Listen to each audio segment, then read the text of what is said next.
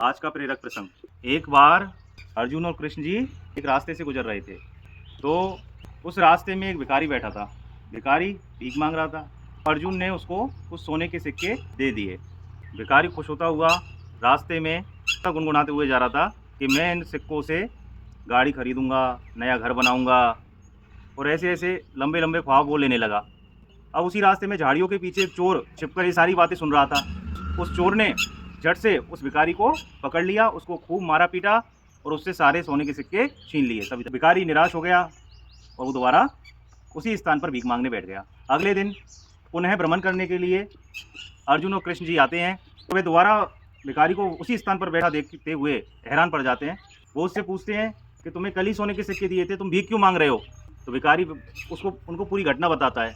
अर्जुन कहते हैं कि आप निराश मत होइए, और वो अपनी जेब में से एक हीरा उसको निकाल कर दे देते हैं। इस बार भिखारी बिल्कुल गलती नहीं करता है। धीरे धीरे पूरे रास्ते में बड़ी सावधानी से वो घर तक पहुंच जाता है। पानी की दृष्टि से वह उसको एक पुरानी मटकी में रख देता है। अगले दिन भिखारी की पत्नी पानी भरने के लिए संयोगवश उसी मटकी को उठाती है और पानी भरकर आती है। हीरा तालाब में गिर जाता है। भिखारी पुनः निराश होता हुआ भीख मांगने बैठ जाता है उसी स्थान पर। फिर श्री कृष्ण और अर्जुन उसी रास्ते पर भ्रमण करने के लिए आते हैं और देखते हैं कि भिखारी वहीं पर बैठा है। तो वो दोनों उससे पूछते हैं कि हमने तुम्हें सोने के सिक्के दे दिए, हीरा दे दिया, तुम बार बार ऐसा क्यों करते हो? तो उसने वापस से पूरी घटना उन दोनों को बताई। इस बार श्री कृष्ण ने उसे 2 सोने के सिक्के दिए। तो अर्जुन ने कहा, ये बार बार में ऐसा क्यों करता है? क्या पता ये मनगढ़ंत कहानी सुना रहा हो, इसलिए हमें इसका पीछा करना चाहिए। तो अर्जुन उसका पीछा करते हैं और देखते हैं इनका ये क्या करता है। तो वह उस भिखारी के पीछे पीछे चले जाते हैं।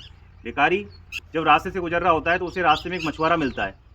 मछुआरा की टोकरी में कई सारी मछलियां थी, लेकिन एक मछली दर्द से तड़प रही थी। उस मछली पर उसको दया आ जाती है और वह सोने का सिक्का देकर के उस मछली को मछुआरे से खरीद लेता है और उसको तालाब में छोड़ देता है। जैसे ही उसने उस मछली को तालाब में छोड़ा, मछली ने डुबकी लगाई और वो जैसे ही बाहर आई अपने मुंह से हीरा निकाला। भिखारी ने उस हीरे को लिया और वह सोचने लगा, ये तो वही हीरा है जो मैंने मटकी में रखा था।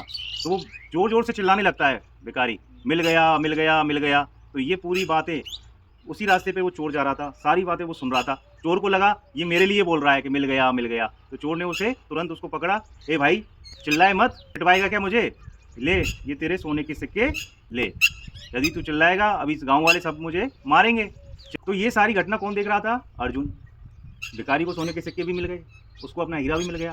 तो दौड़ता दौड़ता हुआ श्री कृष्ण के पास जाता है और कहता है कि हे प्रभु, ये कैसा चमत्कार किया, उसको अपनी दोनों चीज़ें मिल गई।